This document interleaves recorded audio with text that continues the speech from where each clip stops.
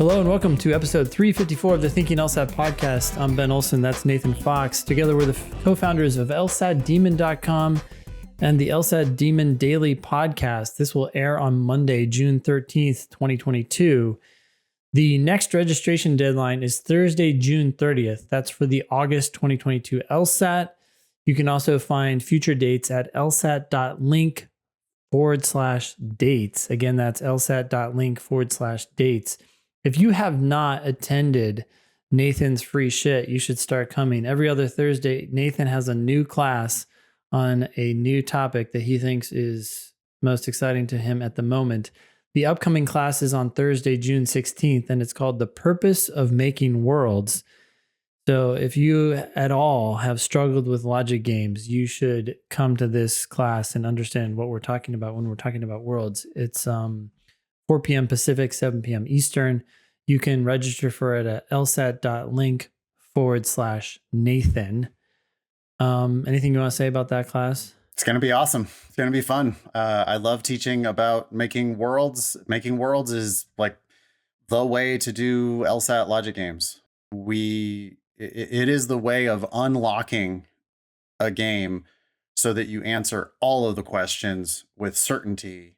Sometimes you spend 4 minutes making worlds and then you answer all the questions in 45 seconds. I mean, it's just like, if you suck at the logic games, which most people do, you need to get better at making worlds. And I think that by making it clear what the purpose is of making worlds, why do we do this? What is the point of it? What are we doing when we make worlds? And by the way, I'll just tell you the answer. The purpose of making worlds is to simplify the game by eliminating rules. But I'll talk about that at length on Thursday, June 16th. You can register now at lsatdemon.com or lsat.link/Nathan. Yep. All you need is a LSAT Demon free account. So if you don't have an account, you can do that when you sign up. How long is the class? Well, it's scheduled for an hour. Actually, it'll be no more than an hour because I have my normal Thursday night class right on the heels of that. So that will be a 1 hour class. Okay. You know, sometimes we get people who are in the free Demon free plan, or they're in basic or premium, and they ask, hey, what's it like to attend a live class? Well, here's an example of a live class that you can come. It's in Zoom.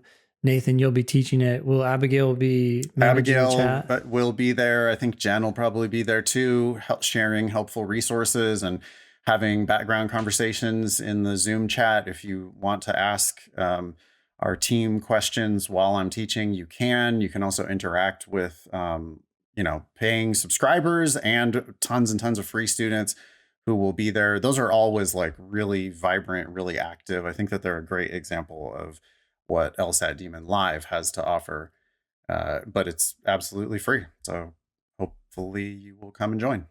Yeah. Today on the show, we had a mailbag of emails that we went over. The one I want to focus on is the one from Cassandra. In it, she said at one point, I felt like I was having to think about things I had previously done subconsciously, and that led into a whole discussion about what I think and you think, Nathan, separates us from pretty much all the other prep programs out there that we know of. Obviously, we don't know them all, but we want you to understand this test intuitively, subconsciously. It's got to click. It's going to be doing a lot of work in a way that makes sense versus a very analytical, jargon, theory heavy approach that seems to predominate the industry. I just think it's kind of the norm. And as you mentioned, while we were talking about that email, you started out teaching and I started out teaching by doing so much of that because that's what we had been taught and exposed to. It's tragic because, it's like we used to think that the way we taught, right? The way we were taught to teach by other LSAT prep, we used to think that like 10 points of improvement was good. Now we don't think 10 points of improvement is good. Now we think people should improve by 15 points or 20 points. We're not surprised at all when people improve by that much. We also jumped into contrapositives and we did all that definitions of everything, theoretical bullshit, and shocker, and it's really sad because it takes some of the most promising students and then it burdens them with all of this theory. Yeah. It's like gumming up the gears, you know? They were operating totally smoothly until some bullshit LSAT teacher got in your ear. Yeah. And now you're like barely chugging along trying to, like got all this heavy theory stuff. And our plan now is to get you to intuitively actually understand the test. And One if you can question do at a that, time. yeah, and the sky's the limit if you can do that. Yep. Cool. We are looking for teachers. If you are interested in working for the Demon, and by the way, I think everyone who has worked here has enjoyed it. If not, Sure, if hope not so. everyone, almost everyone. They see, at least they say that to us. So maybe Therefore, it's obviously true. Yeah. Okay. There's some potential problems, I guess, with that analysis. But I enjoy working with everybody who's here. It's awesome to work with killers, right? Who know the test, who know what they're doing, who are going on to law school for free or going on to the best schools in the world. And if you want to join that group and work with us, email Nathan at LSATdemon.com. Just have to have a 170 plus and a solid understanding of where we stand on all these issues. Yeah, if you're a listener, regular listener of one or both podcasts, if you're a Demon student and you crushed the LSAT doing it our way and you want to help spread the gospel of the Demon, really? No, I mean, that's what we're looking for. Yeah, I want true believers. I'm not looking for just like some random person with a high LSAT who's like, I'm looking for a job as an LSAT teacher. I'm not talking to you. I'm talking to somebody who knows what we're about and wants to do it our way. Yep. On to the show. Let's do it. All right, we have a pearls versus turds. It looks like this one came in through the website. It's from first name anonymous, last name A. I guess those are required fields, apparently. The message says, "Hey, Ben and Nathan, I found a bit of advice. Advice is in air quotes from LSAT Unplugged." And then they got this YouTube link that I thought would fit quite well as a pearl versus turd submission. Write your own logic games, including the questions and answer choices. Okay. So it sounds like this person already expects us to shoot this one down. What do you think? Turd. I mean, just, to me, that's kind of like nothing. It's like, that's a piece of LSAT content that doesn't do anything. It's like, well, probably wouldn't hurt you, but also wouldn't help you. And because, I mean, my thought is we have 400 actual LSAT logic games that we could practice with.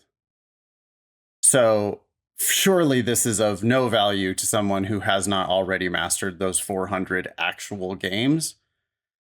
If you haven't mastered the logic games already, then you can't even do this. Like, this is an assignment that you don't know how to do it. Like, Ben, if I asked you, if I said, okay, I want you to write a perfect LSAT logic game, like, you could do it. You could make one that on the surface looked pretty good in like, what, a half hour? Yeah, I don't know. It would depend on how much you use, how much you mirror another game. Although it's interesting, I have experience with this because my LSAT teacher, when I was taking the test, suggested to our class that we do this, and I ended up doing it. I created 2 logic games.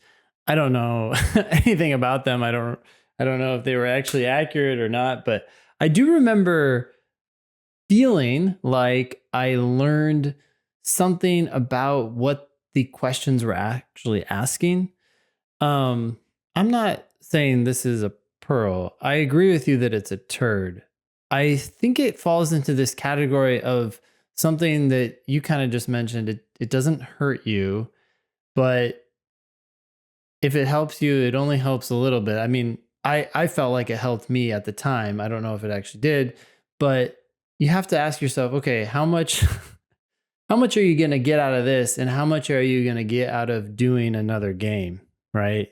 and how much time is this going to take, and so on. So I think it's a turd pretty strongly because, you know, when you do all of the logic games, you encounter some stuff where you're like, whoa, that's an LSAT logic game?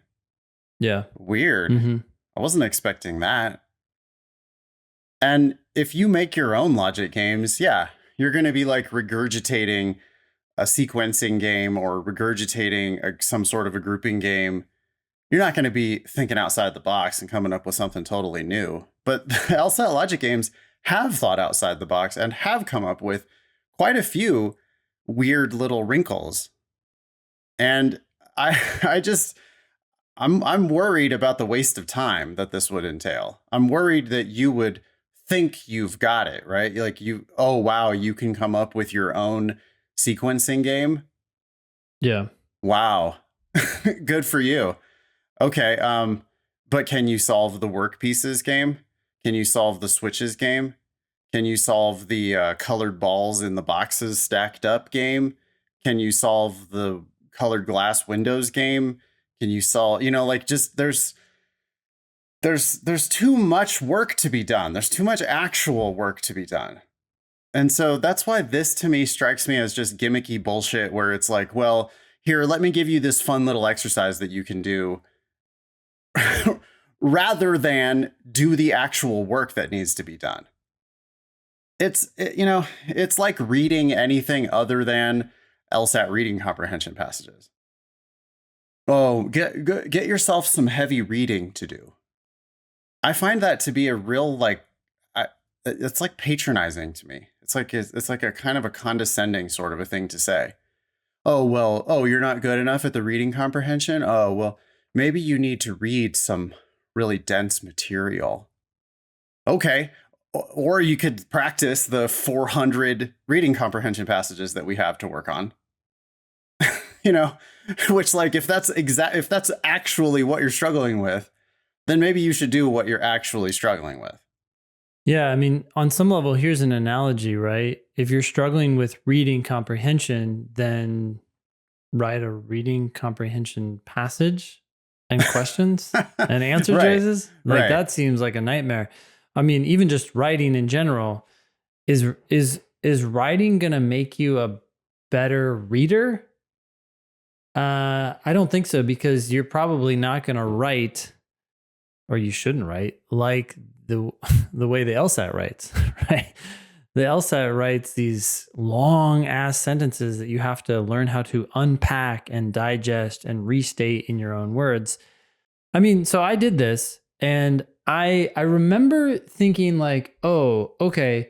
So I think my realization was, and this is, we've said this a million times on the show, but the rules in the game will step by step lead to the correct answer, right? Like I know that's an obvious realization, but it really hit home to me that the correct answer is just a logical extension of the rules, right? It's what must be true given what was said in the setup.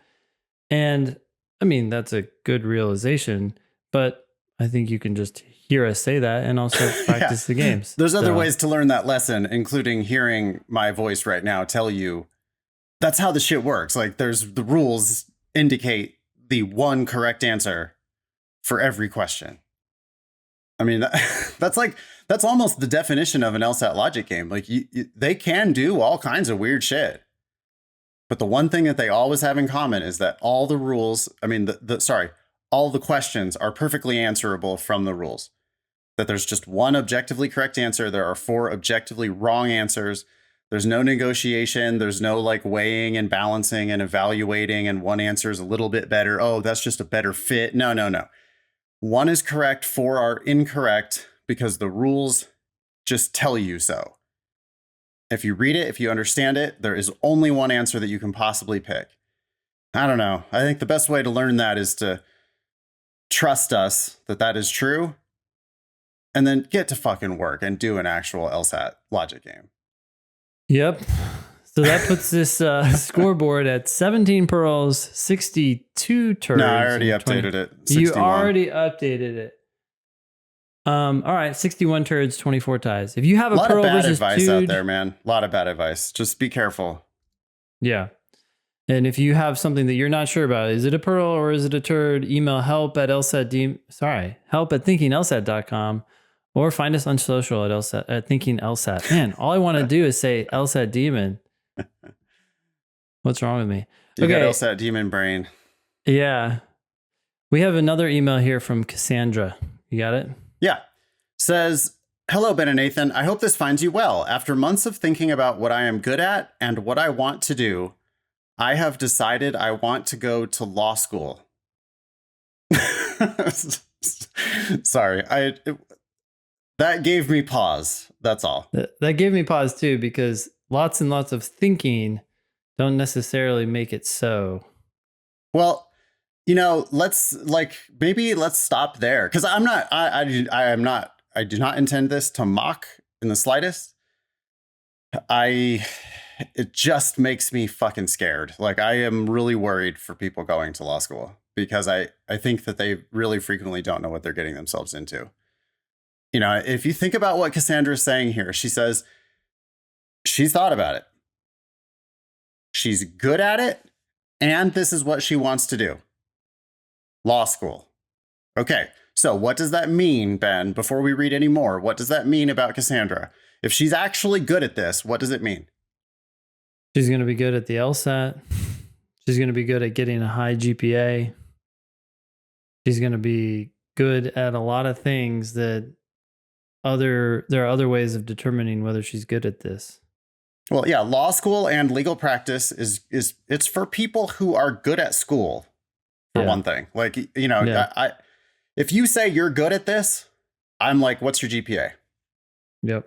Because, did you document the ability to get A's in undergrad? Because law school is going to be way harder than undergrad was, unless you were like a science major of some sort. Mm-hmm. Law school is going to be, it's all the people that you went to school with who got nothing but A's. Like, the people who got B's and C's don't make it to law school now. So you're competing against a much higher level of people who are good at school and want to do school and like school. Like, are you a good student? Do you just love learning? Do you love going to class? Do you love sitting in the front row? Do you love kissing ass to your teacher? Do you love doing 115% of everything they ask you to do? Do you turn in your work early? Are you hyper prepared for your exams? Do you go take an exam, then go home and pull your hair out for 2 weeks while you wait for the results because you think you crashed and burned, then get it back and it's yet another A? That's people who are who are going to be good at law school. The people who are obsessive about school, that's the people who are going to be good at law school. Yeah. I mean, lawyers are highly paid professional researchers and writers. That's what they do. They're academics at their core. Ben, I just met with this guy. I told you, you introduced me to this lunch club thing. Yep. And one of my very first lunch club meeting was with a litigator in New York City. And we weren't even talking about the LSAT. And he just said, yeah, I feel like I'm a professional student. That's what he said. That's how he described his job. I'm a professional student. This guy's a litigator in New York City, and he described his job as professional student. I actually heard the same description from my litigator friend. He was at Sidley Austin, which does a lot of Supreme Court cases, I think. But anyways, he was saying, I was asking him one day, I said, hey, how you doing? He said, well, I'm a little worn out. I'm a little drained. And I was like, okay, yeah, why? Long hours, whatever. He's like, well, actually what it is every time I get a new case, I feel like I'm learning a whole new area of the law. It's like a whole, and the technicalities of that particular case, you're going into some dispute over some technical issue. It's like you have to understand the science behind it. You have to understand the case law that's relevant to that area of law. He said every time he takes on a new case, he feels like there are obviously skill sets that he's using over and over and over again, the litigation aspect of it. But the knowledge aspect of it, he's got to learn it. Otherwise you can't play, you can't compete in that realm. What are you going to be like? Well, I don't really understand the science behind it, but Your Honor, I think no, you have to be the expert in the room. And there's an LSAT lesson here too, because people talk about, people are like, well, what is this bullshit LSAT? I mean, this isn't anything like what lawyers do. I mean, you're having me read a reading comprehension passage that's about science, and then you're having me read a reading comprehension passage that's about poetry. Like, why are you having me read about all of these arcane topics? Yeah. And it's like, well, if you talk to an actual fucking lawyer, they would tell you that their job is to read and understand weird shit. Like, that's just what they do. That's their job. They are professional students. You're not meant to understand anything about the science before you read it. You're meant to understand something about the science after you fucking read it. Mm-hmm. Because they're testing your reading comprehension. No, they're not testing your They don't. Do you need to know? You're not supposed to know something about lichenometry. No, you're supposed to learn about lichenometry via the passage. So it's like, I don't know. I just find it really, it's like such a red flag when people are like, well, but I don't care about this topic, and I don't know anything about that topic. And what is this? This is just LSAT stuff. No. The reason why it's LSAT stuff is because that's lawyer stuff. Yeah. Like you're not going to pick your clients. You're not going to pick your cases. You're not going to choose what documents come into your legal matter. Yeah. You're going to be sitting there with 10 file boxes full of this shit, and your job is to read it and comprehend it. Mm-hmm. We can bring this back to Cassandra's actual email, but she's decided that she's good at this, and it is what she wants to do. My biggest red flag here is the use of the word thinking. She's been thinking about it, and it's like what you're saying, and what I agree with is, okay, let's stop thinking about it, and let's start looking at what you're good at, how you did in school, how you've done on the LSAT. And then she says, I want to do it.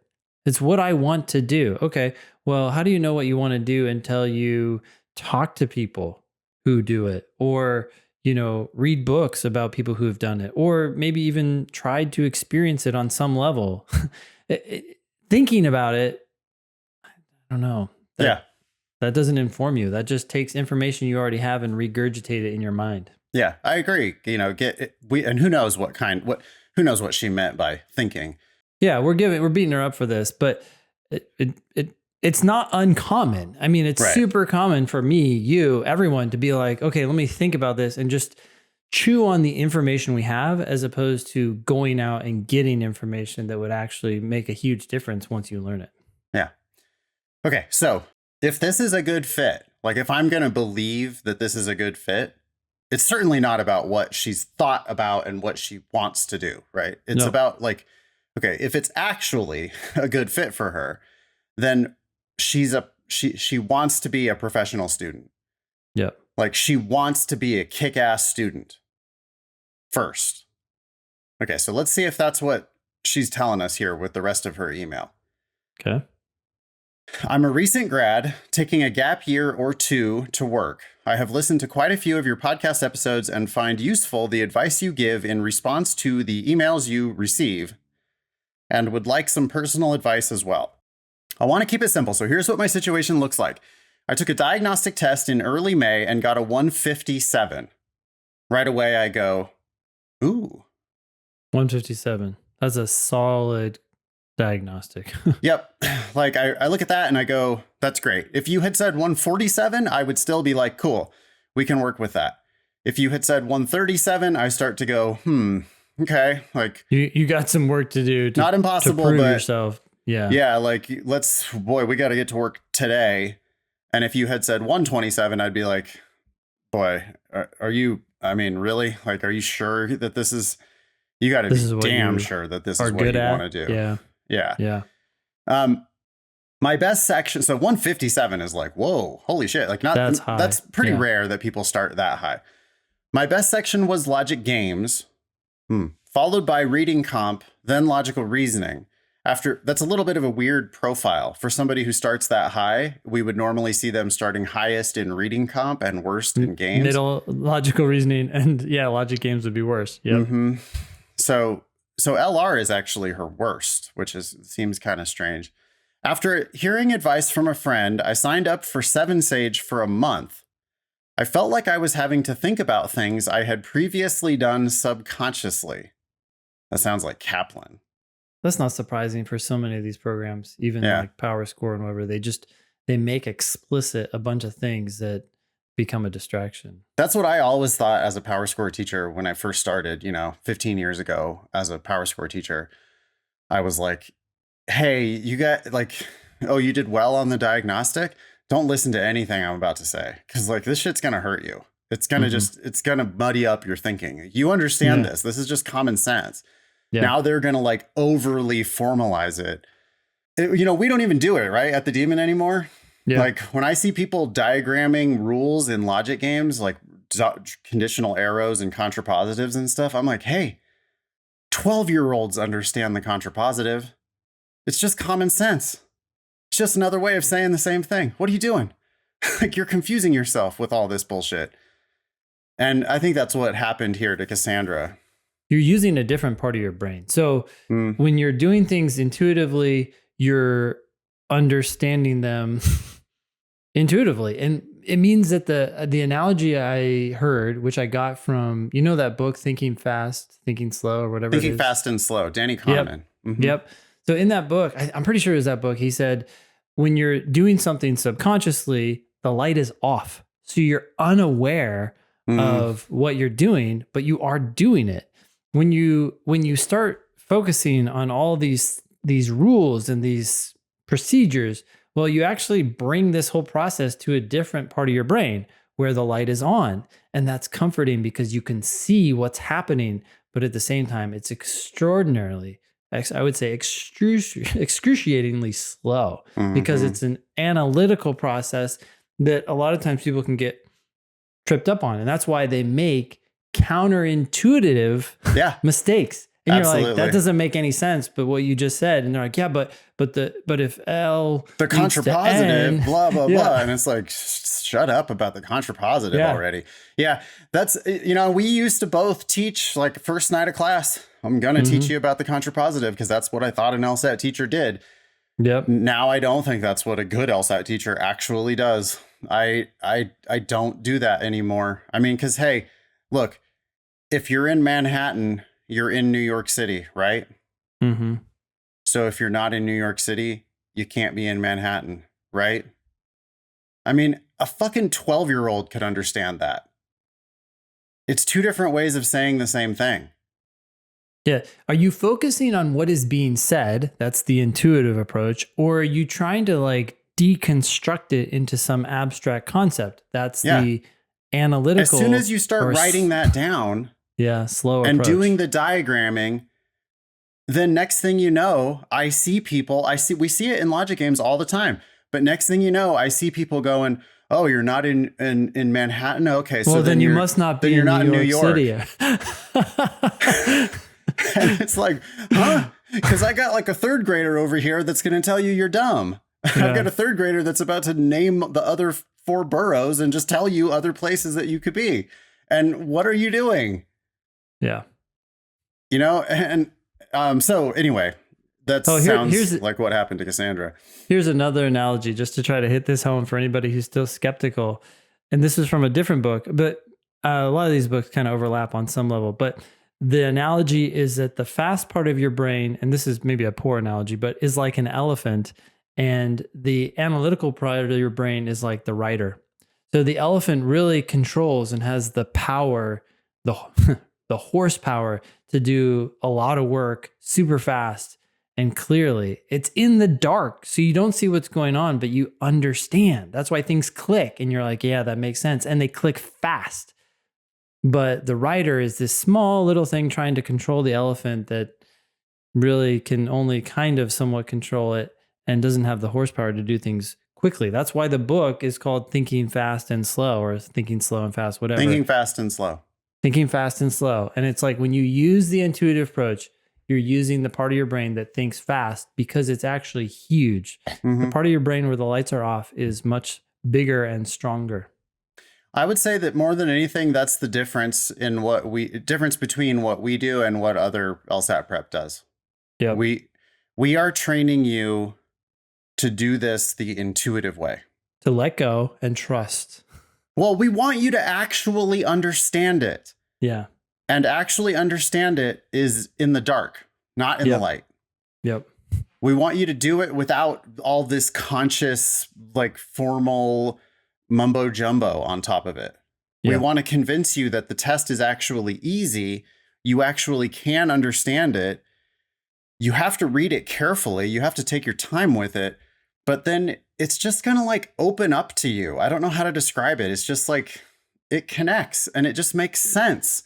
And the more I see you writing notes and writing diagrams and stuff, I'm just like, I don't think that's actually helping you, because you're either going to make mistakes in your drawing. You're going to make mistakes. I mean, not to say that you don't like draw a picture to solve the logic games sometimes, but like on logical reasoning and on reading comprehension, the more you write, I feel like the less you understand it. Yeah.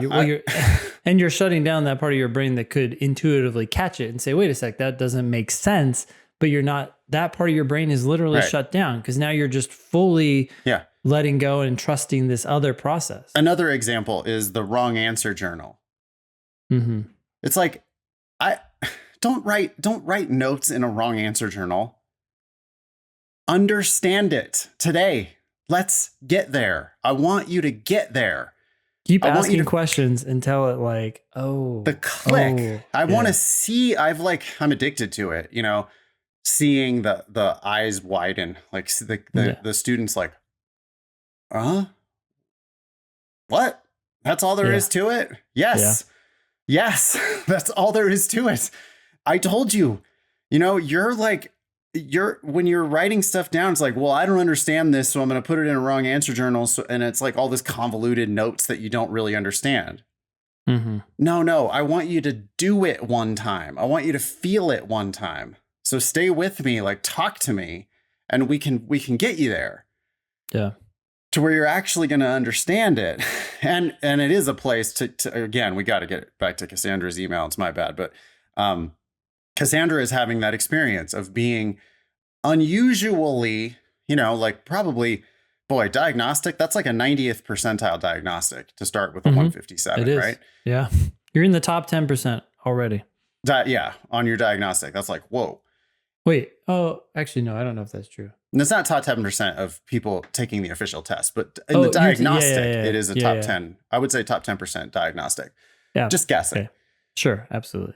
And then they like weighed her down with a bunch of formal theoretical stuff, which is that's a tragedy. That's like the opposite of what we try to do. Like, that's why I don't want you to go to lessons first. I want you to just do a test. I want you to do a section. I want you to do a question. Yep. I want you to come to class. I want you to tackle real LSAT material. I don't want you to be reading a book about formal theory and like, well, the necessary assumption question is a blah, blah. No. Just try to answer some questions. Because you can actually get worse. And I think that's what happened to Cassandra. I started to think about things I had previously done subconsciously. Seven Sages curriculum puts LR first, and a ton of it at that. So even after 2 weeks, I hadn't touched another section. 2 whole weeks, Ben, of just doing logical reasoning. Curriculum. Yeah, curriculum. I know. That's just not the way we do it. And our results speak for themselves. We just like don't even really have a curriculum because we have 100 practice tests to work with. The test will tell you what you suck at. You just do the test. Anyway, finally, I did a practice test and my score went down to a 151. That's when I found your podcast, decided to drop much of the theory that Seven Sage had taught and go with whatever strategy I used for my diagnostic. My score increased to a 159. Okay, well, these are small numbers, so Exactly. It's hard to know we what caused what, but we have to acknowledge appreciate. that these are limited data points. Yeah. Yeah, but in combination with our experience with lots and lots of other people, Yeah. this is a very reasonable explanation, even though we have no idea what actually happened. Yep. I know your advice is to take as long as I need before taking an official LSAT, and I plan to do just that. Okay, good. However, I am hoping to take the September LSAT. Parentheses. But if my practice tests aren't where I want them to be, I will, of course, push that back. Okay, good. She's like, I'm listening to you, but I really want to take the September test, but I'm listening to you. That's fine. I mean, September's, it's a ways away, and she's got a high diagnostic. I don't think it's an unreasonable aspiration at all. Subscribing to the Demon is a very attractive opportunity, so I have some questions if you don't mind. 1, in smart drilling, does it take questions from official LSATs? I ask because if I want to regularly take practice tests, I would not want to come across a game I have already done. Almost feels like cheating. Ben, would you like to explain how the Demon makes it so that you don't even have to think about that? Yeah, absolutely. So in the Demon, if you have Premium or Live, you have access to all 98 tests that are available, official tests. So yeah, when you're doing drilling, you're doing questions from official LSATs, but we've preemptively allocated each test to drilling, timed sections, practice tests, and even experimental sections, so that whenever you're doing any one of those things, you're not going to be taking tests that you've previously drilled. Now, you can customize those settings however you want, and you could have them overlap. But if you just follow our default settings, which 99% of our users do, you will never overlap drilling and practice tests. And they are all real official LSAT questions, 100%. Absolutely. We would never... Except for the 2 I wrote a long time ago. See if you can spot which games were invented by Ben Olsen. No, that makes me want to write one where it's like, it's got some like horrifying, like, kindergartners marching into the edge of the volcano or something like that, and just see if you could spot which one was written by Nathan. I did a question last night, official LSAT question, and it kept going over pornography. I was like, wow, okay, LSAT, like can we just say this word one more time? Pornography? Yeah, sure. All right, so we sorted her out on question number 1. Number 2 is the only difference between the lessons offered with Premium and the live classes with Live. This is a problem with our nomenclature, Ben. People never understand the difference between lesson and class. Yeah. So she wants to know the difference between the lessons in Premium and the live classes with Live. Is the only difference the fact that one is an archive and the other is live? In other words, are the lessons from Premium merely recorded videos from the live daily videos? No. Lessons are our attempt at theory. They are specifically giving you advice on, say, different question types, such as necessary assumption.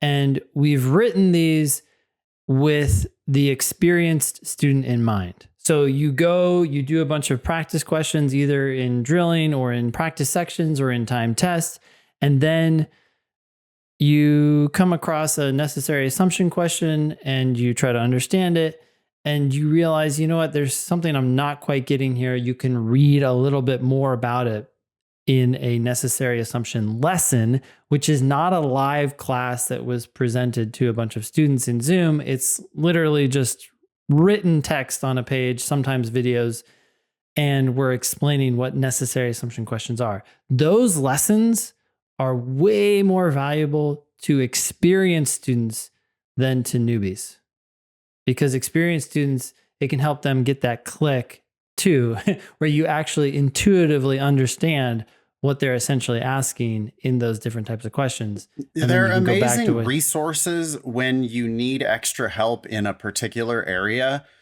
Abigail, TAs for all my live classes, and Abigail is always posting links to stuff in the chat. She does it for your class as well. And it's super helpful when somebody's like, unless I don't understand they used unless in this rule and I don't get it. And Abigail will post a lesson on here's what unless means.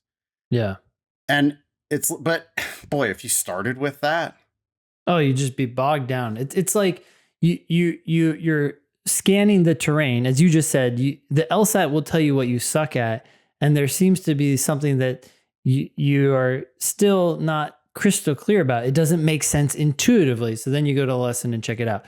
But the bottom line here, Cassandra, is this is not a previously recorded lesson or video, a class. It's not a class from Zoom that we did before, and now you're just watching the recording of it.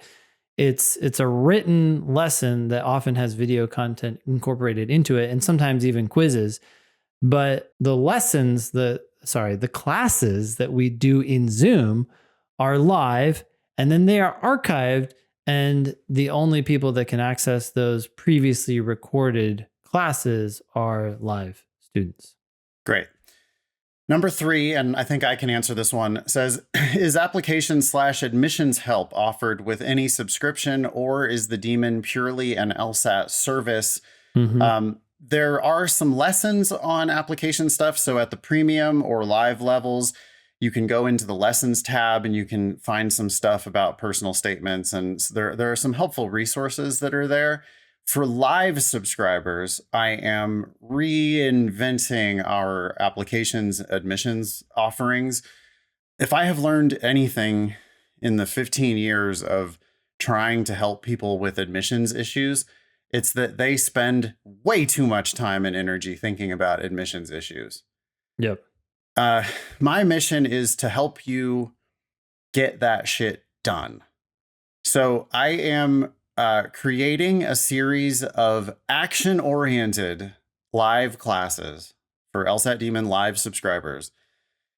I am creating, I had a brainstorming session a couple weeks ago, and I'm going to announce the next one here pretty soon. But it's going to be like, hey, here are the boxes that you need to tick off. Start ticking off boxes, because I just don't want you obsessing over some stupid little addendum that you have to write, or obsessing over, just anything. Like it is true that you have to do all this stuff to apply. And we're going to create a place where you can work on that stuff with other applicants. We're going to create some sessions where you can peer review each other's personal statements, that sort of thing. And I will give you some of my advice and help along the way. But it ain't going to be like, let's take a month to look at your personal statement. No. Because you need to get back to the real important work, which is your LSAT. I mean, that's the thing that you can really do something about. That's like when we, because you think about what the difference, Ben, like somebody who just finally crafts their best personal statement over the course of 2.5 months. Meanwhile, somebody else improves their LSAT by 15 points. Well, terrible. Yeah, like the student who made the major LSAT improvement just laps the person who has the perfect personal statement. Yeah, I mean, the analogy I just keep coming back to, and I know it's probably annoying and boring, but I just think about trying out a team testing players for a basketball team. And it's like you got some kid who shows up and he's dressed all nice, he's got the jersey right, and he's got his resume, and he's on time, and he's looks earnest at the coach, and he's like, hey, I'm ready for tryouts. And then some other kid shows up late and is just wearing his street clothes, and he doesn't seem to be really organized, but they get out on the court and they start playing. Yeah, he grabs a ball, walks out there, and just casually dunks from the free throw line. It's like, yeah. Oh, okay. We'll take him. Now you with your resume again. Let's look at that. Yeah, he's already on the team. I'm not saying it doesn't hurt you. I mean, that's nice. It shows respect for the whole process and the coach, and it's it's a good thing. But at the end of the day, does anyone give a fuck? It's like we'll go get that guy a jersey, get that guy a fucking jersey. We'll get him on our team. Yeah. We'll get everything sorted out. Yeah. That's what matters. Focus on the things that matter. No, our thesis is that law school admissions offices and law school admissions consultants give lots of bad advice about law school admissions because their incentives are not aligned with yours. Their incentives are to get you to apply, to get you to use their overpriced services, to pat you on the head and condescend you and, take you through this long process because they think they can't do anything about your LSAT. And that's bullshit. We're going to get you to take the necessary steps to get your letters of recommendation requested, get your transcripts requested, get your personal statement done, get your resume done, get your addenda, whichever short addenda you're going to write, get those done, and get you back to the important business of improving your LSAT as much as you possibly can. So it is included as part of the live LSAT Demon Live, but it is not a bunch of bullshit. It's going to be like, let's move you toward the finish line. Let's get this done so you can get back to what matters. Yes, exactly. All right. Number 4, not related to the Demon. If I sign up for September, should I also sign up for October just in case? I've heard your advice, something along the lines of, if you're ready for one, you should be ready for the next. I ask because I will not be able to study in the spring of 2023 because of work. What? Why? So I would ideally like to take it in the fall. But if I'm not ready by this fall, I will be pushing it back until I am ready. I hate that idea. Cassandra seems to think that she has to study for the LSAT full time, which is wrong. Cassandra, all we really need is one high quality hour a day. Absolutely. I can't imagine that your job really forces you. Like, really? You can't continue to chip away at it even while you're working. I don't, you're not following our advice, Cassandra. If you're like, no, I'm going to go all in on it now, and I'm going to take it in September and then maybe October. But then if I don't get there, then I have to take 6 months off. Like, no, I don't like this plan. I want you to be in it for the long haul. You have lots of tests in the fall. There's August, September, October, November. Right. There's plenty of opportunities for you to get the score your best score. Yeah. And especially, you're already in the high 150s, getting into the low 170s in a few months. We would, I think 50-50 probably, right? Like, we would expect people we're not going to be surprised at all if 3 months from now you're scoring 174. That's what I'm saying. Like, hopefully you get it done. But the answer is probably yes. I encourage people, if you're signed up for September, to go ahead and sign up for October, just so that you can really send yourself the concrete message that September you're going to treat it just like it's just another practice test. Yep. I'm not going to be so nervous about it. I'm not going to be trying to force myself into a one and done type of a situation. Instead, I'm going to be like, well, I'm going to do my best. And, if it turns out great, then cool. Maybe I'm done and I'll withdraw from October. But if not, then yeah, I'm already signed up for October. So cool. Let's do this. And I would plan on taking that whole series of tests in the fall, but don't take September and don't sign up for September. I mean, the deadline to sign up for September is not until July 26th. So you've got a full month plus before you need to even decide. Cassandra ends with, I appreciate your time and advice. If any of my grammar in the email was not up to par, I invite your critiques. Okay, I'll give you 2 easy ones. 1, put your periods inside of your quotation marks. You put it outside, which makes you British. Or, UK style. And don't capitalize seasons. They aren't capitalized. I think that carries over from like undergrad. People think that the semester spring and fall. Mm-hmm. Yeah, but they're actually not. So otherwise, I wasn't really focusing on that. I would say, Cassandra, read your sentences out loud and make them shorter. Listen to this sentence, Cassandra. This was from your first paragraph. I have listened to quite a few of your podcast episodes and find useful the advice you give in response to the emails you receive, comma, and would like some personal advice as well. That comma shouldn't be there for one thing, but you that sentence is really wordy. I mean, You could say, I like your advice, period. We exactly. would get that it's from the podcast. It's yeah. from emails.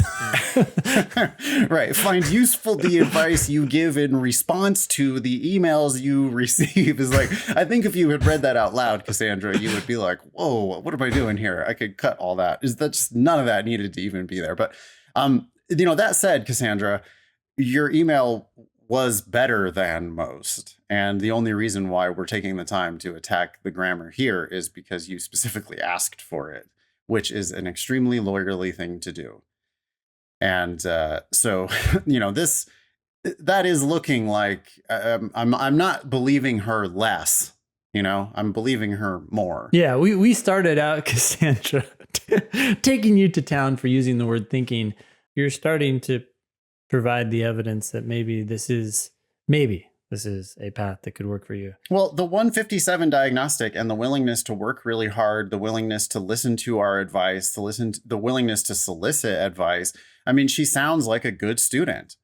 Mm-hmm. So she sounds like it does sound like you know what you're getting yourself into, or it does sound like you're actually suited for what you're getting yourself into. So good job, Cassandra. Thank you.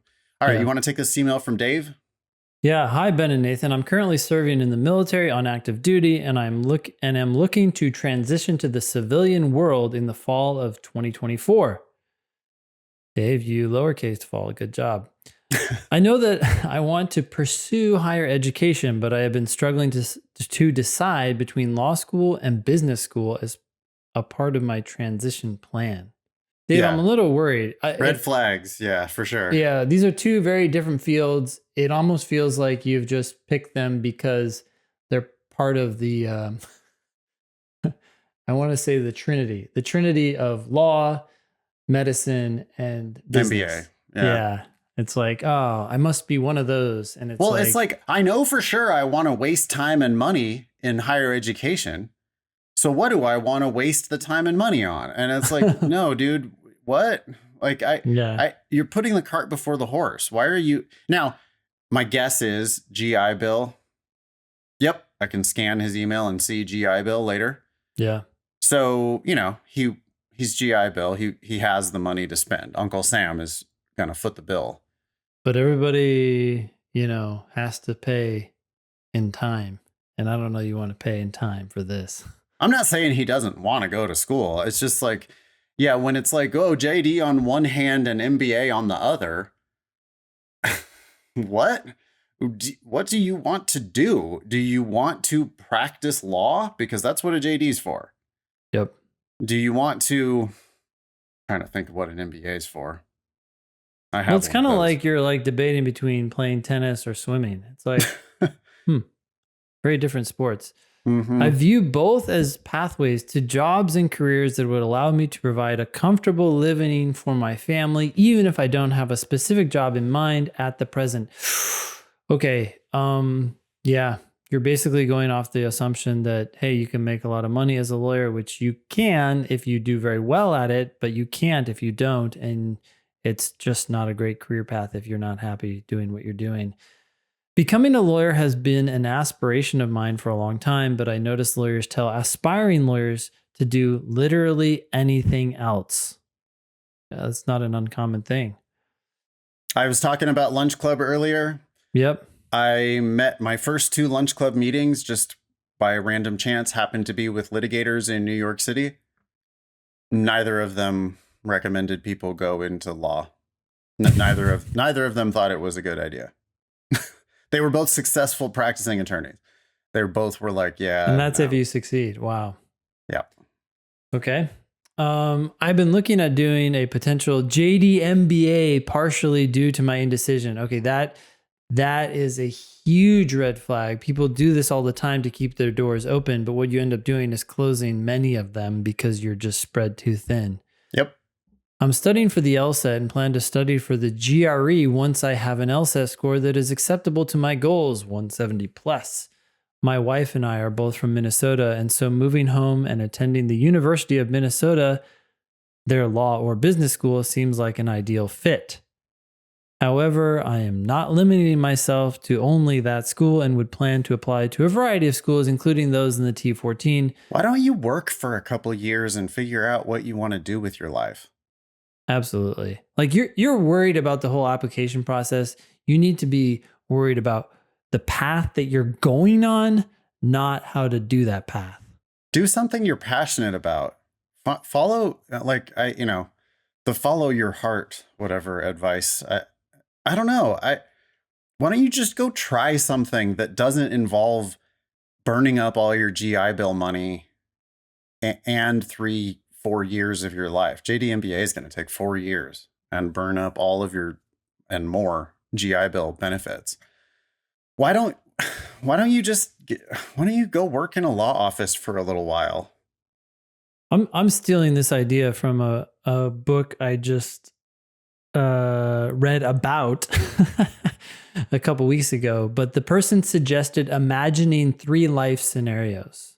They said 3 was the magic number because thinking of 3 got you thinking outside the box more than if you just think about 1 or 2 and not as overwhelming as like 10. But they said, think of 3 different lives you could live. You could live your life as an accountant. You could live your life as a newscaster. You could live your life as a coder or something like that, or in this case, as a lawyer, and try to imagine what your life would be like, and then go learn about those opportunities and see what is more interesting to you. But you got to get concrete. Like right now, it seems very vague. It's like, oh, lawyer. Yeah, that sounds good. Like, I think I could make money there, or I could make money in business. Whatever job you said, whatever job I end up getting, you got to get more concrete and think about something that would actually motivate you. You're going to spend your life doing this. Don't spend your life doing something that you don't know and that a lot of people say is painful. Yeah, like you can't find a lawyer who isn't telling you to do literally anything else. The fact that you notice lawyers telling you that means there's some truth to this. Mm-hmm. I don't know where else to keep going with this, but the opportunity cost for a joint degree program or a joint degree seems to vary.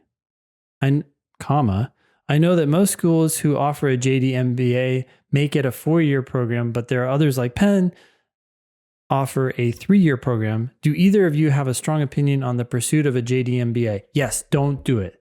You should pick, if you're going to pick either of these 2 paths, and I don't think you should, but if you do, pick one or the other and kill it. Yeah, I think JD clearly trumps MBA. If you're going to practice law, you have to have a JD, and an MBA is bullshit. Yep. So, one of them is necessary and sufficient for sitting for the bar exam. Yep. One of them has nothing to do with it. So are you going to be a practicing attorney? If you're going to be a practicing attorney, then you need a JD. If you're not going to be a practicing attorney, then you don't need a JD, and it would be a complete waste of time and money.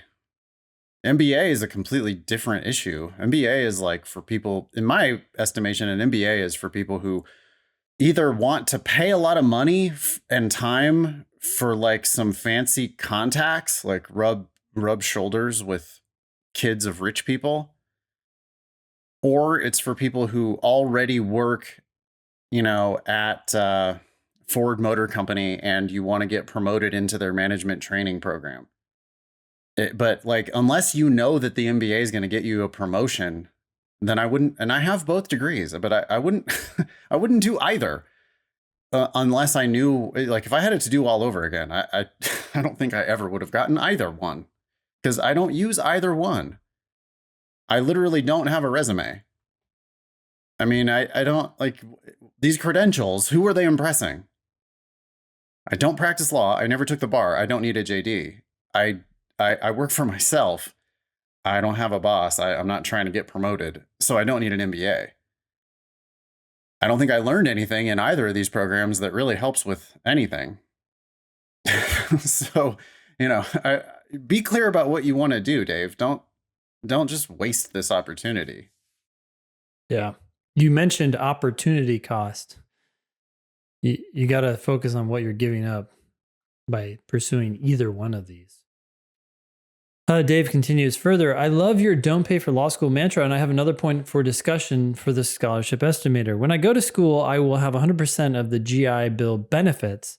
However, my wife is a registered nurse, and a future plan of hers is to become a nurse practitioner, which requires additional education.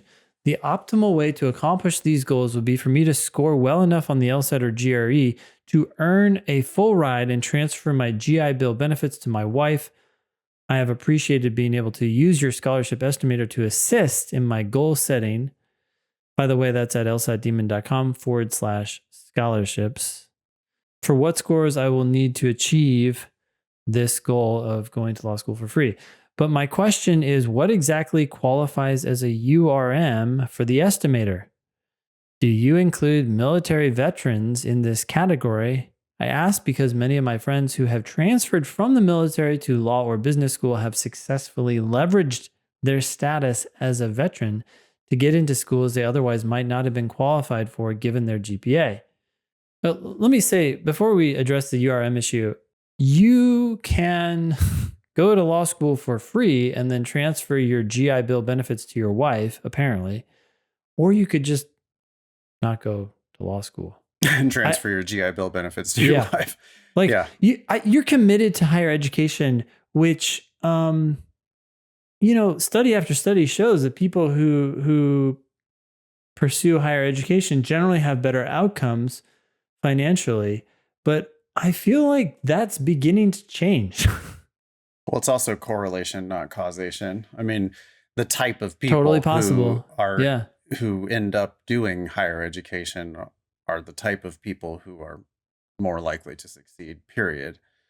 So, do you actually have to do the higher education? I think it's to get those questionable whether that's actually causally, because people are going to push back on me, right? People are going to be like, but dude, you have a JD and you have an MBA and look, you're successful. And it's like, yeah, I know, but I don't think that those things actually helped me to be successful. Yeah. It's that I had the whatever it was that put me in the position to do those things. And those things are like markers of success, but I don't think that they are what led to success. Not at all. Yeah. Well, if you're really smart too, you're just looking at the numbers, like what's it going to cost you in time and money, whether you get a scholarship or not, to do this, and what are you going to get out of it? And I'm seriously concerned about what you're going to do once you walk out that door. Let's answer Dave's question. Does military veteran qualify as URM for law school admissions? I don't know. I'm going to say I don't know and no. What? I don't think it would be in that. It's not a minority. It's not like veteran status is super rare. You're not, when they don't report that on their 509 report.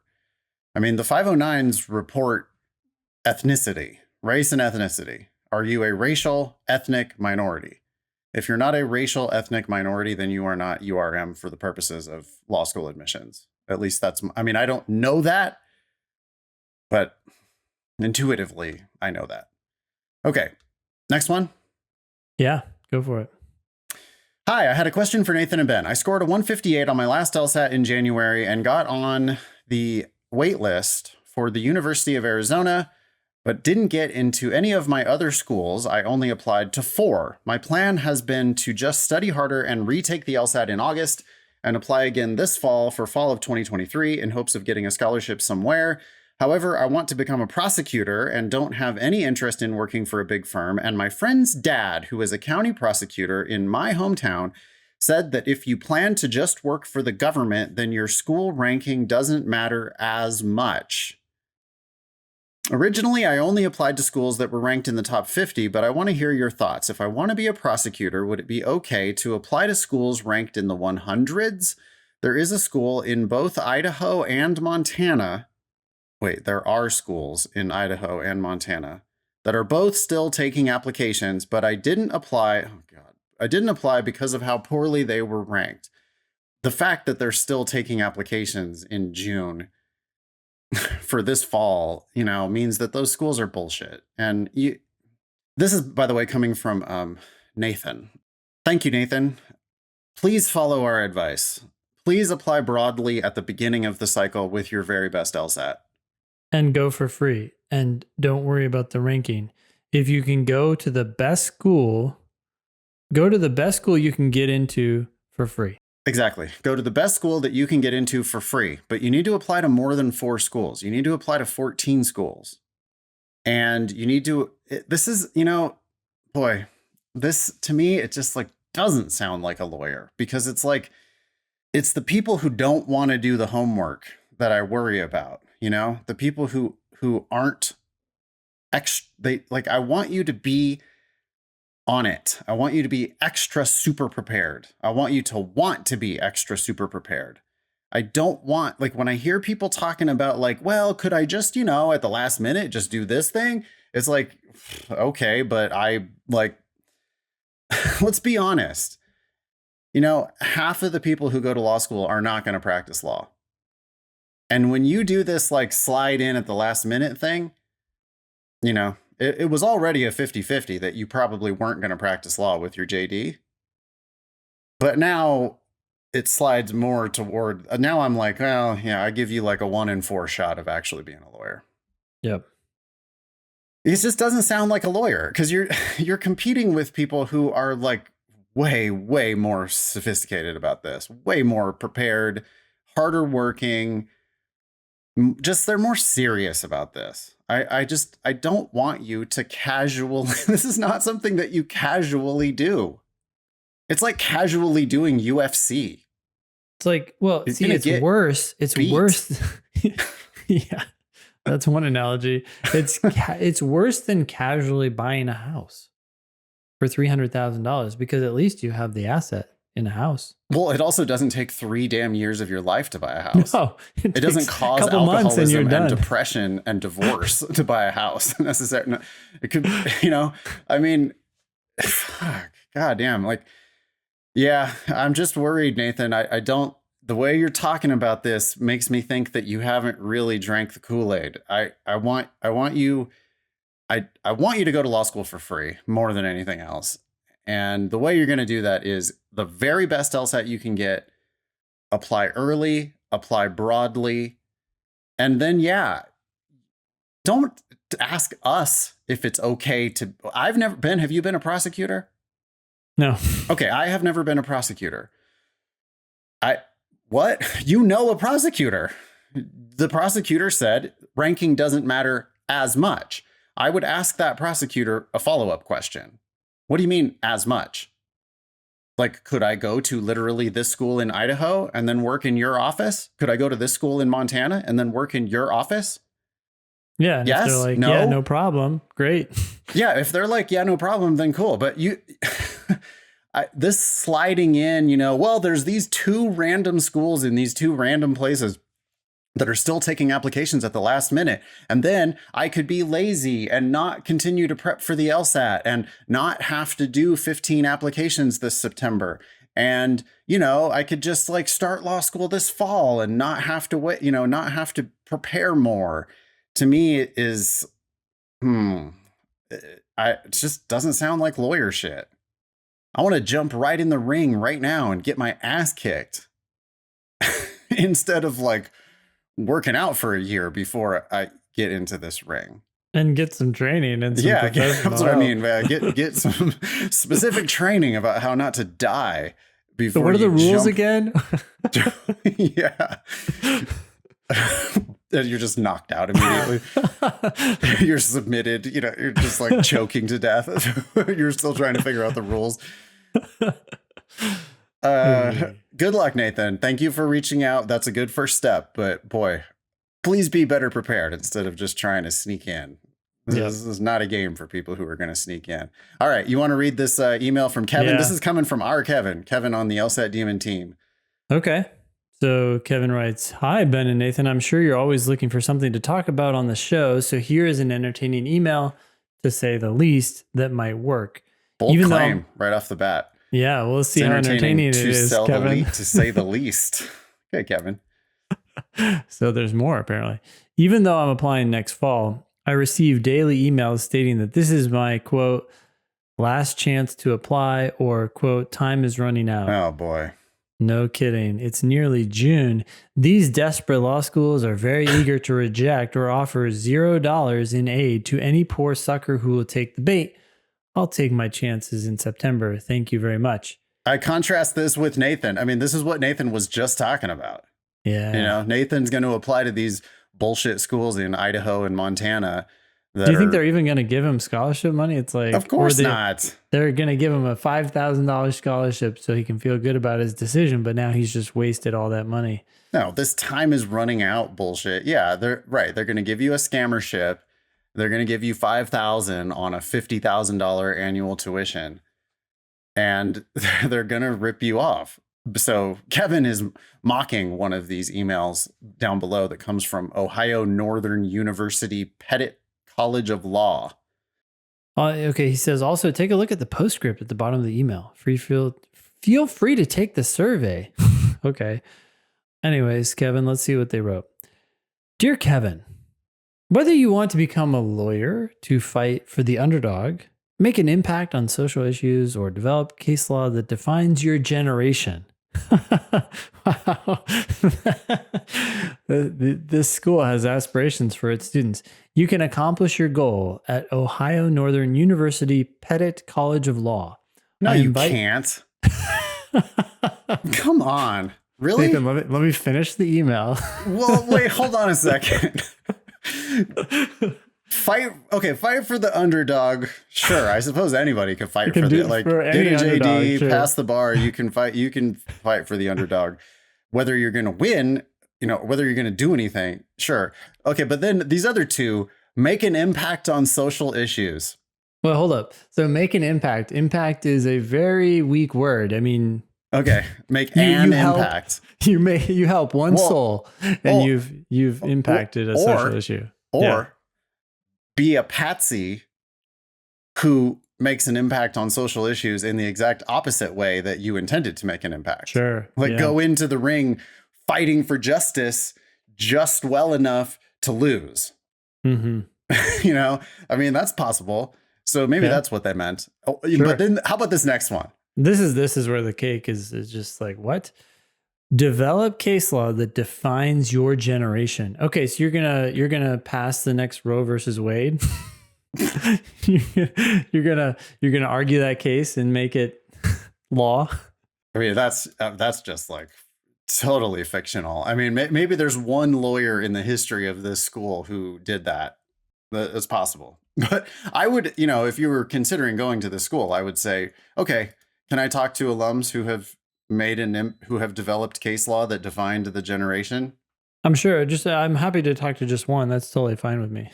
Sure. So you mean like on the Supreme? I mean, you could lead them down the path too, right? You could be like, oh, so you mean like argue in front of the Supreme Court? I could do that.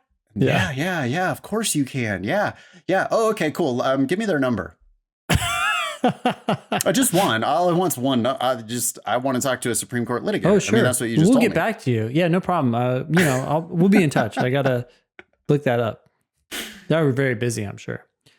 Anyways, this email continues. Your time at ONU Law will be filled with incredible opportunities to build experience with working legal professionals. These include taking classes from expert faculty to participating in our many law clinics and externships. We guarantee that you receive the high impact training that it...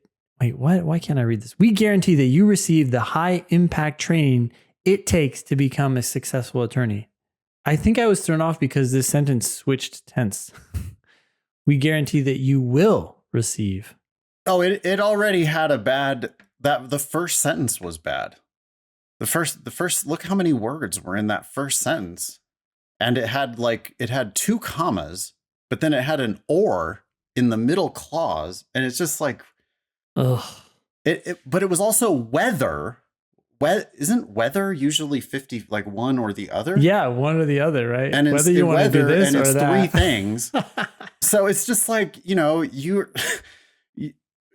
hey, they're not like, they're trying to lie to you, but they're not even doing a good job of it. Like it's just obvious that this is not the highfalutin shit that it claims to be. I mean, it's clear. This school, by the way, is ranked 167th in the country. I'm looking at their 509 report right now. Their 50th percentile LSAT is 150. So like they admit below average candidates. It's just, 150. That's below the actual average of people who take the test. That's crazy. And that's their median. So Jeez. the median student at this school is a below average candidate for law school. They admit, by the way, 50% of or 47% of the people who apply. It's like, this is an extremely easy school to get into. It is not a prestigious school by any sense, in any sense of the word. It will qualify you, I'm sure, to sit the Ohio bar exam. And I'm sure that there are people who went to this school and became successful practicing attorneys. I'm not saying that it's that you can't like become an actual lawyer, but they try to sell you this dream of doing all this like real fancy shit, and It's a lie. that ain't the type of shit that happens at this school. When you submit your application, you will receive the following advantages. Then we got bullet points here. No application fee. Holistic review process. Automatic scholarship consideration. And admissions decision in 2 weeks. Let our decades of experience help you gain a rewarding career in law. Apply to ONU Law today. You can also select a future enrollment term if now is not a good time. Sincerely, Haley. Okay.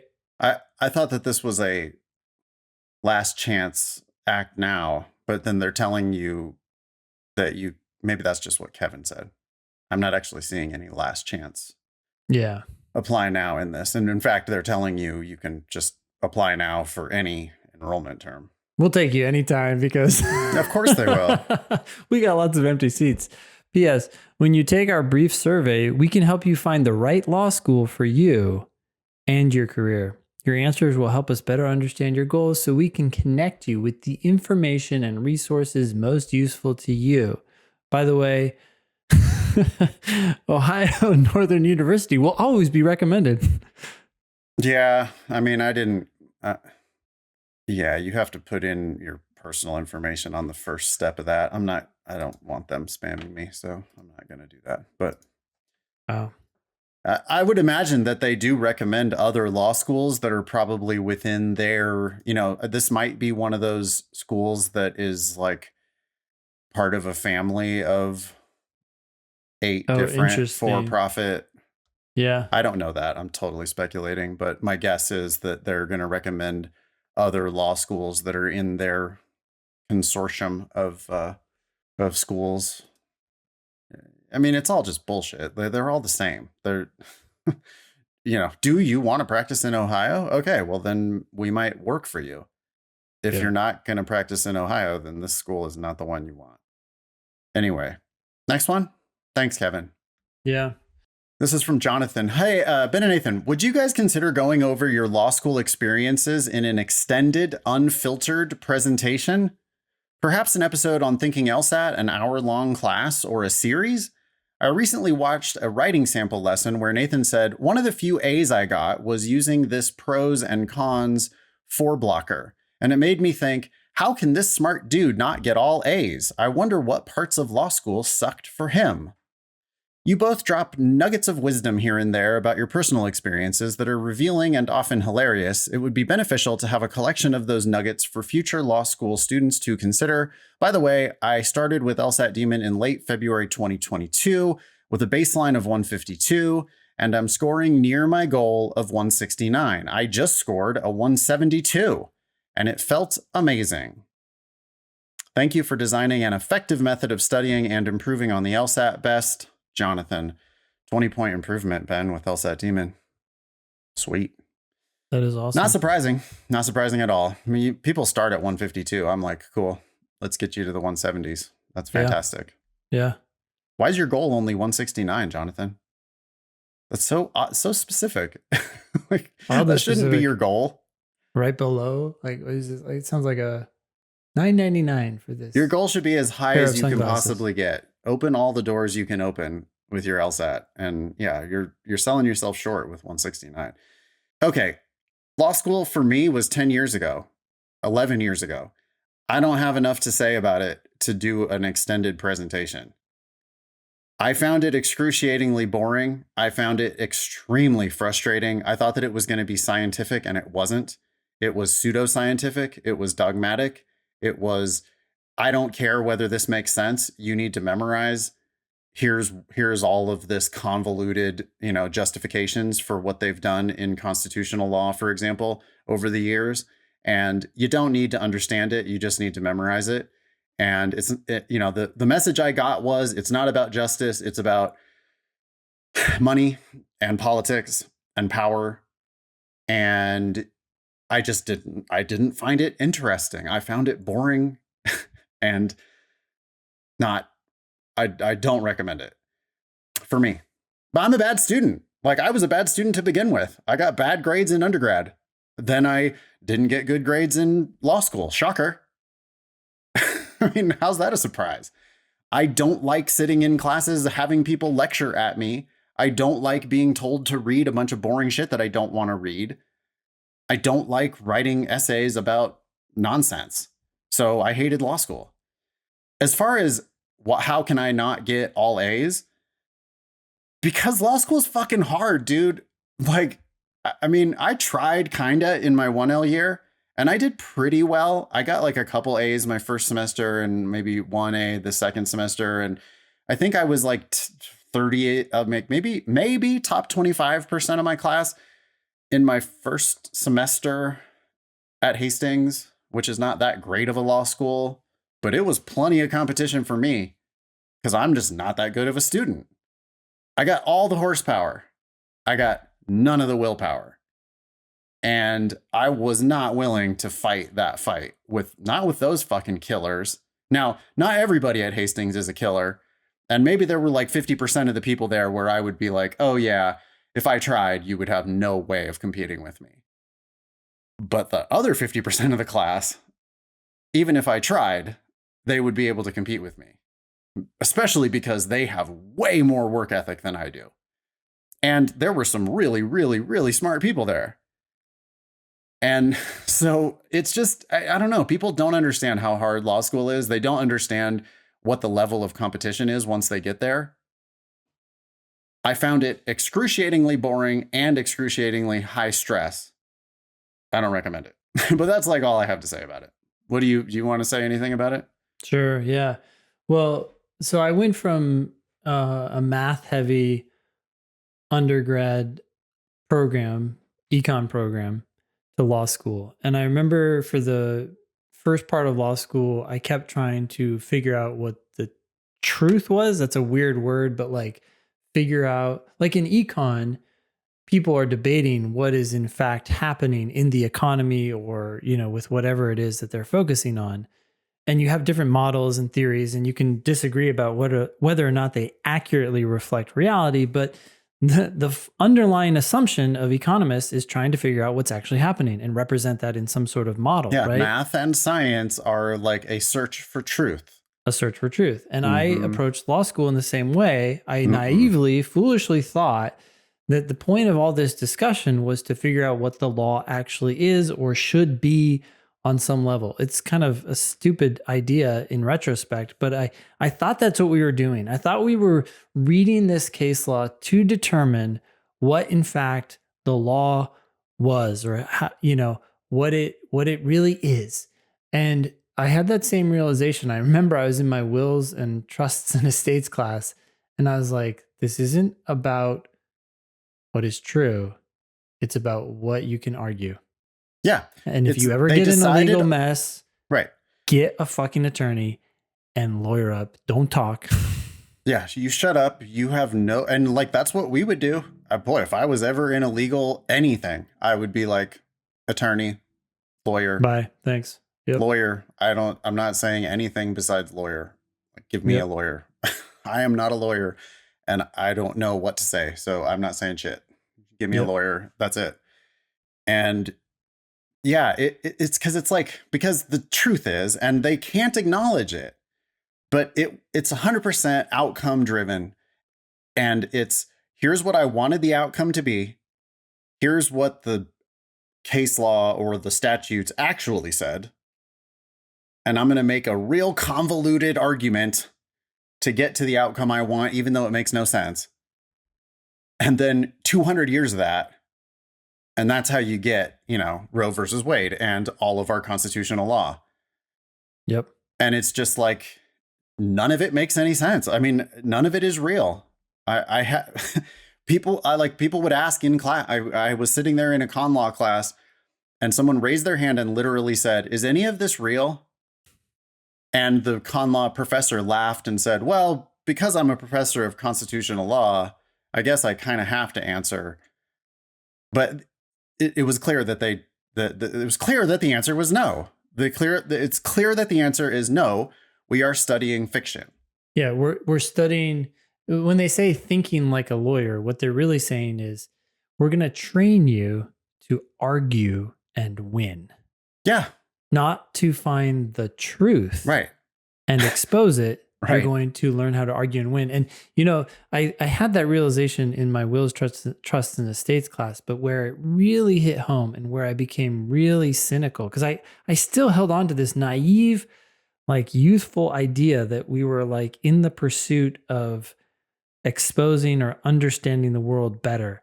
I was taking trial advocacy, and we were going over different techniques for cross-examination.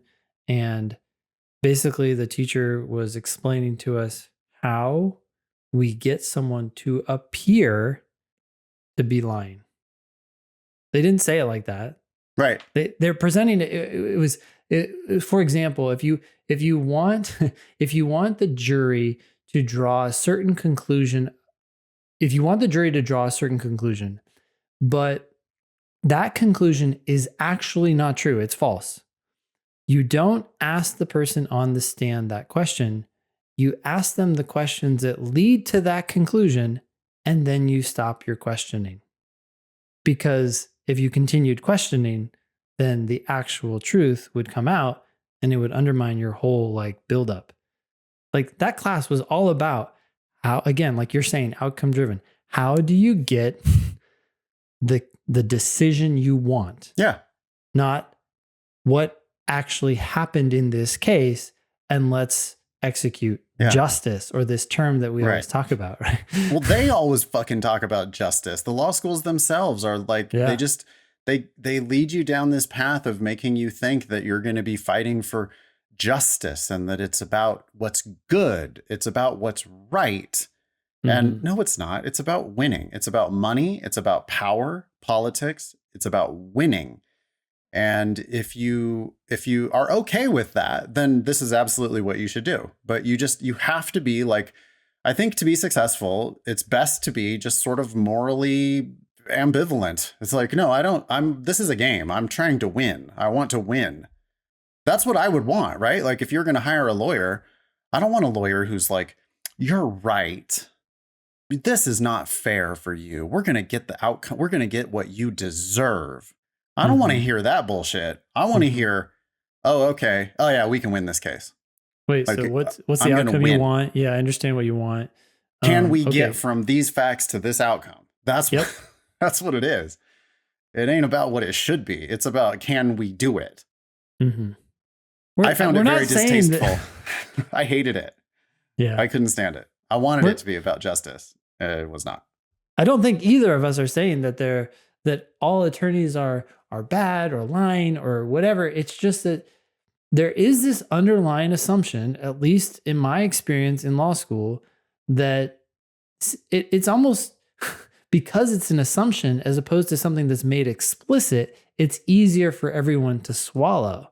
It's like, we're not talking about this explicitly. We're just moving forward operating as if it's a given that the goal here is to win this argument. And no one ever unpacks like, well, wait, should we be trying to win the argument or trying to figure out what's actually true? That it makes it easier for people not to have to grapple with it. They don't even have to grapple with it because they're not even confronted with it. It's just assumed, and then people progress forward with that assumption.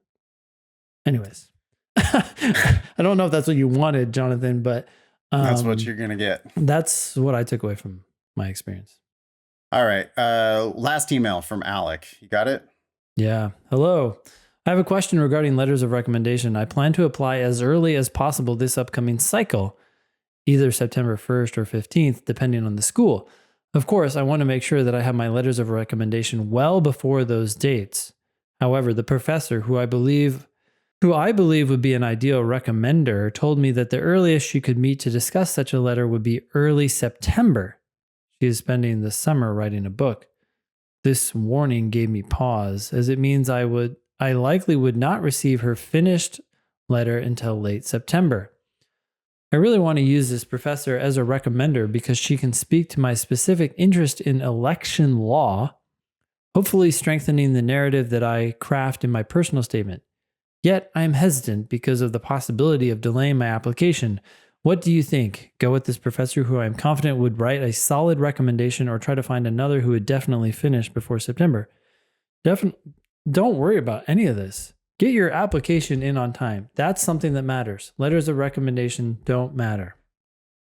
Yeah, I agree. Like, you need to apply broadly. You need to apply in September.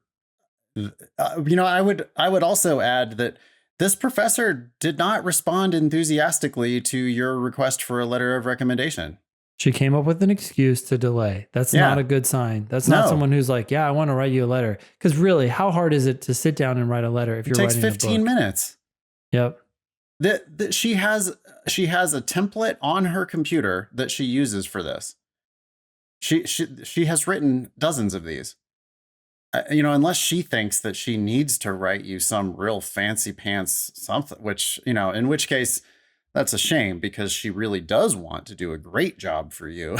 And it's like ironic because I don't want you to do a great job for me. I just want you to do it. Just do it and get it done so I can apply on time, because that's going to matter way more than some letter. Your specific interest in election law, who gives a shit?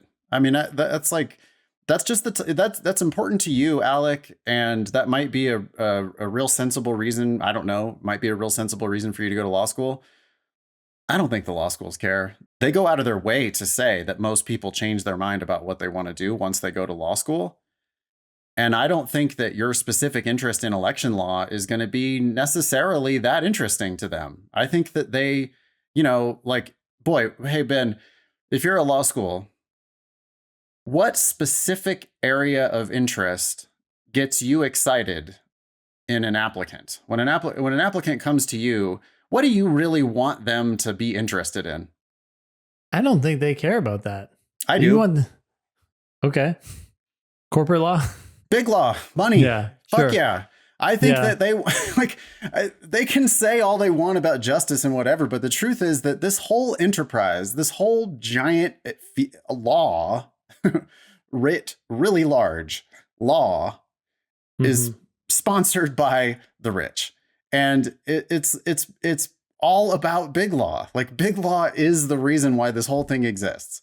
And the prestige of their school really is impacted by, the vast majority of schools, right? I'm not talking about Yale anymore. I'm talking about normal law schools.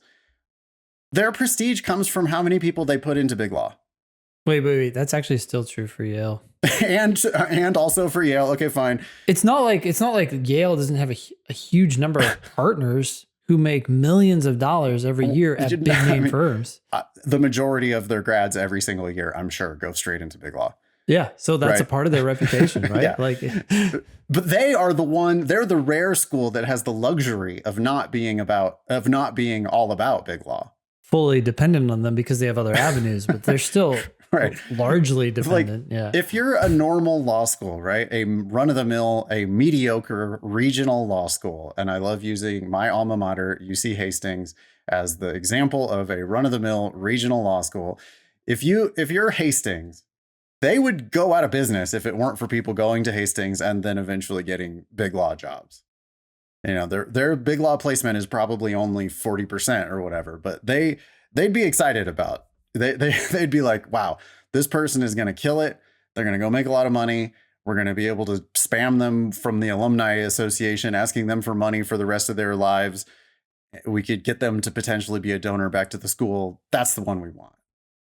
You know, and so whatever. I mean, Alec, I'm not trying to like crush your ideas about actually practicing election law.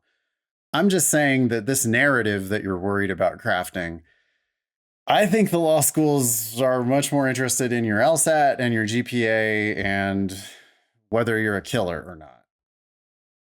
This story doesn't matter. Yep. Good luck.